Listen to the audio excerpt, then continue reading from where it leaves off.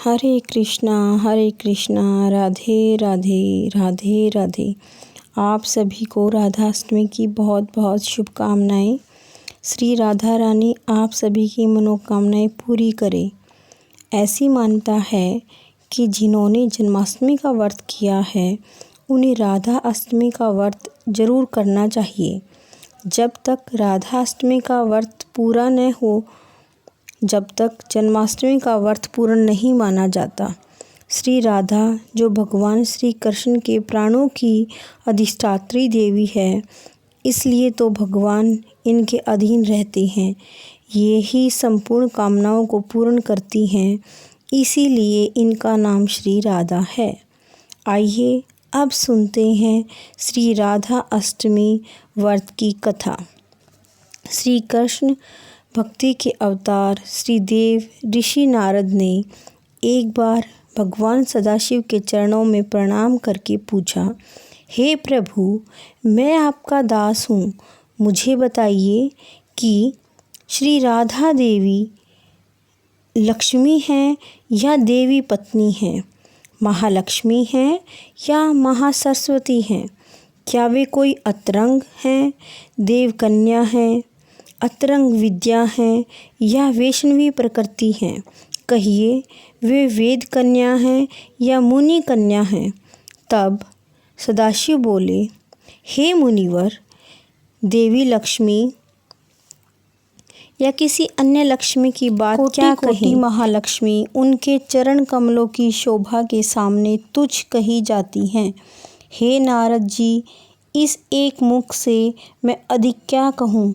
मैं तो श्री राधा के रूप, गुण, लावण्य आदि का वर्णन करने में अपने आप को असमर्थ पाता हूँ। उनके रूप आदि की महिमा कहने में भी मैं लज्जित हो रहा हूँ। तीनों लोकों में कोई भी ऐसा समर्थ नहीं है जो उनके रूप आदि का वर्णन करके पार कर सके। उनकी रूप माधुरी जगत को मोहने वाली, श्री कृष्ण को भी मोहित करने वाली है। यदि मैं चाहूँ तो भी अनंत मुख से उनकी प्रशंसा की क्षमता मुझ में नहीं है। तब नारद जी बोले, हे प्रभु, श्री राधा जी के चरणों का महात्म्य तो सब प्रकार से श्रेष्ठ है। हे भगवत वत्सल्य, मैं इस महात्म्य को सुनना चाहता हूँ, उस महात्म्य को सुनना चाहता हूँ। हे भगवान, सभी व्रतों में श्रेष्ठ श्री राधा अष्टमी के व्रत के बारे में मुझे बताइए। श्री राधा जी का ध्यान कैसे करें, उनकी पूजा व स्तुति कैसे करें, मैं ये सब सुनना चाहता हूँ। हे सदाशिव, उनकी चर्चा, पूरा विधान और पूजा अर्चन विशेष रूप से मैं सुनना चाहता हूँ। आप मुझे बताने की कृपा करें। तब भगवान शिव बोले, वृषभानुपुरी के राजा वृषभानु बहुत उदार थे। वे बहुत महान कुल में पैदा हुए, सब शास्त्रों के ज्ञाता थे, आठों प्रकार की सिद्धियों से युक्त श्रीमान बहुत ही उदार थे। वे संयमी, सुविचारक और श्री कृष्ण भगवान के परम उपासक थे। उनकी पत्नी श्रीमती श्री कीर्ति थी। वे रूप यौवन में संपन्न थी, महान राजकुल में उत्पन्न हुई थी, महालक्ष्मी के समान भव्य रूप वाली और परम सुंदरी थी, सर्व विद्याओं और गुणों से युक्त थी, कृष्ण स्वरूपा और महापतिव्रता। उनके ही गर्भ में शुभदा भाद्रपद की शुक्ल पक्ष की अष्टमी को मध्याह्न काल में श्री वृंदावनेश्वरी श्री राधा जी प्रकट हुई। हे महाभाग, अब मुझसे श्री राधा जन्म महोत्सव में जो भजन पूजन अनुष्ठान आदि किया जाता है उसे भी सुनिए। श्री राधा अष्टमी के दिन व्रत कर उनकी पूजा करनी चाहिए। श्री राधा कृष्ण के मंदिर में ध्वजा, पुष्पमाला, वस्त्र, पताका, तोरण आदि नाना प्रकार के फल द्रव्यों से पूजा करनी चाहिए। इस तरह फूल, पुष्प, धूप आदि से सुगंधित करके उस मंदिर के बीच में 5 रंग के चून से मंडप बनाकर उसके भीतर षोडश आकार का कमल दल बनाइए। उस कमल के मध्य में दिव्यासन पर श्री राधा की युगल मूर्ति पश्चिमाभिमुख करके स्थापित कीजिए। फिर ध्यान आदि से पूजा करके अपनी शक्ति के अनुसार पूजा सामग्री लेकर भक्ति पूर्वक उनकी पूजा करें। अन्य व्रतों की तरह इस दिन भी प्रातःकाल उठकर स्नान से निवृत्त होकर श्री राधा जी का विधिवत पूजन करें। इस पूजन के लिए मध्याह्न यानी दोपहर का समय उपयुक्त माना गया है। इस दिन पूजन स्थल में ध्वजा, पुष्पमाला, पताका, वस्त्र, तोरण आदि विभिन्न प्रकार के मिष्टान और फलों से श्री राधा जी की स्तुति करनी चाहिए। पूरा दिन व्रत करके श्री भगवान के नामों का जाप करें, श्री राधा अष्टकम का पाठ करें और रात्रि के समय नाम संकीर्तन करें। एक समय फलाहार करें और मंदिर में दीपदान करें। रात के समय चंद्रमा को अर्घ्य देकर फलाहार कर सकते हैं। अगले दिन अपने व्रत का पारण कर लें। इस तरह से राधा अष्टमी व्रत की पूजा करनी चाहिए। श्री राधा तो श्री कृष्ण के प्राणों की अधिष्ठात्री देवी हैं। बिना श्री राधा के प्रसन्न हुए श्री कृष्ण की प्राप्ति नहीं हो सकती। इसी प्रसंग में एक कथा भी आपके सामने सुनाना चाहती हूँ। एक बार एक मोर था। वह प्यारा सा मोर भगवान श्री कृष्ण का परम भगत था। उस मोर को भगवान श्री कृष्ण की भक्ति में लीन रहना सबसे अच्छा लगता था। एक दिन वह मोर उड़ता हुआ गोकुल जा पहुँचा और जाकर श्री कृष्ण के द्वार के सामने खड़ा हो गया। वह मोर श्री कृष्ण की एक झलक पाना चाहता था, श्री कृष्ण का आशीर्वाद पाना चाहता था। वह प्रतिदिन श्री कृष्ण के द्वार के आगे जाता और एक ही भजन गाता, मेरा कोई ना सहारा बिन तेरे, गोपाल सावरिया मेरे, मेरा कोई ना सहारा बिन तेरे, गोपाल सावरिया मेरे। उसकी तो हर दिन की जैसे आदत सी बन गई थी। उसको कन्हैया के द्वार के आगे आकर बैठना था और ये भजन गाना है। और श्री कृष्ण भी सारा दिन उस द्वार से आते जाते, लेकिन पता नहीं क्या हो जाता कि वे मोर को देख ही नहीं पाते। मोर हर दिन भजन गाता, लेकिन श्री कृष्ण मानो उसके भजन को अनदेखा कर देते। इस बात से वह मोर बड़ा दुखी रहने लगा। वह यही सोचता कि प्रभु उसको अनदेखा क्यों कर रहे हैं।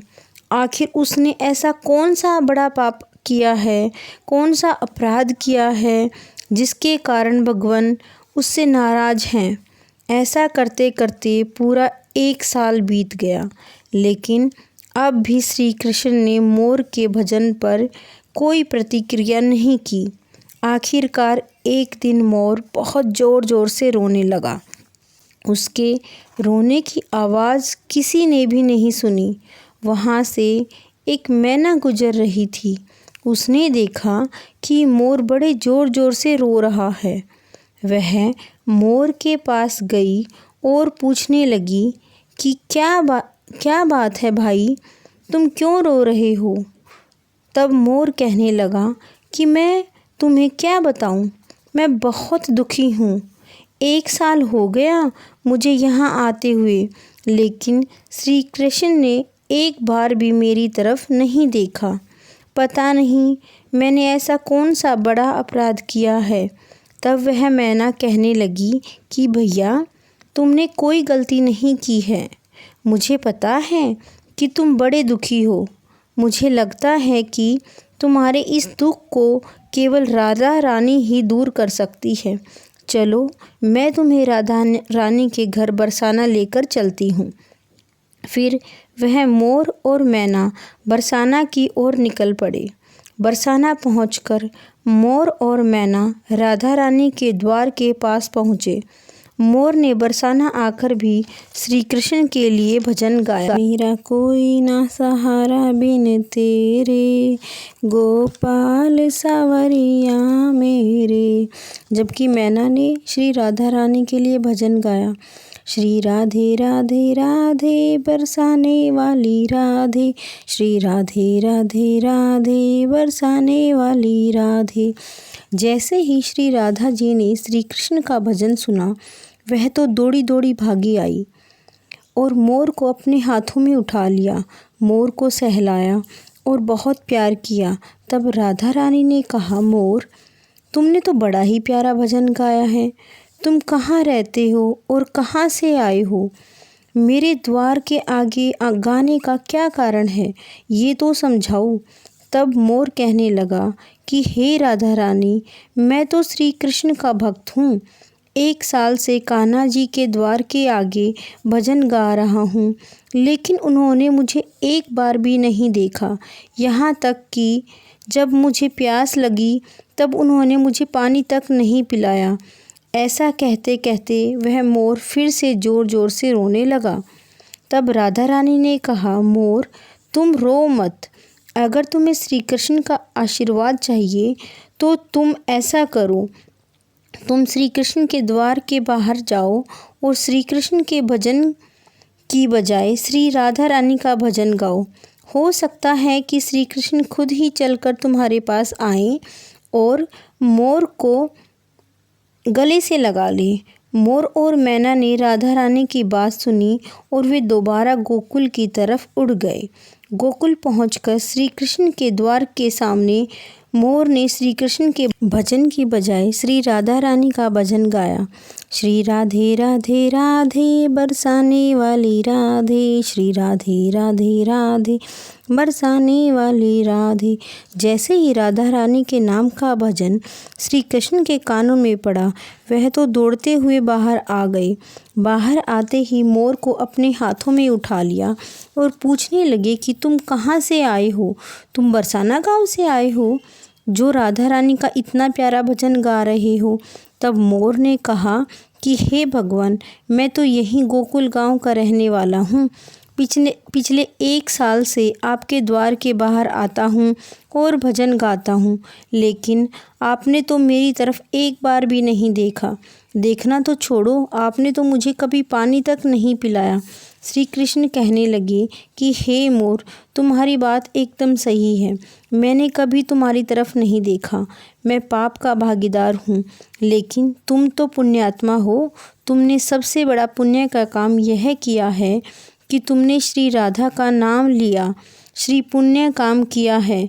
श्री पुण्य काम के कारण आज से तुम हमेशा के लिए मेरे दिल में बस गए हो। आज से तुम्हारा स्थान मेरे सिर पर होगा। तब श्री कृष्ण ने मोर का एक गिरा हुआ पंख उठाया और उसे अपने सिर पर धारण कर लिया। बस उसी दिन से श्री कृष्ण आज तक मोर पंख को धारण करते हैं। की कृपा दृष्टि जो पड़ गई थी, प्रेम से कहिए जय श्री राधे, जय श्री राधे। वास्तव में श्री कृष्ण और श्री राधा अलग अलग नहीं हैं, बल्कि एक ही हैं और कृष्णेश्वरी राधा और राधेश्वरी कृष्ण बनकर अपने भक्तों की मनोकामनाओं को पूरी करते हैं। प्रेम से कहिए जय श्री राधा, जय श्री राधा, जय जय श्री राधे, जय श्री कृष्णा, जय श्री राधे कृष्णा, राधे कृष्णा, राधे कृष्णा।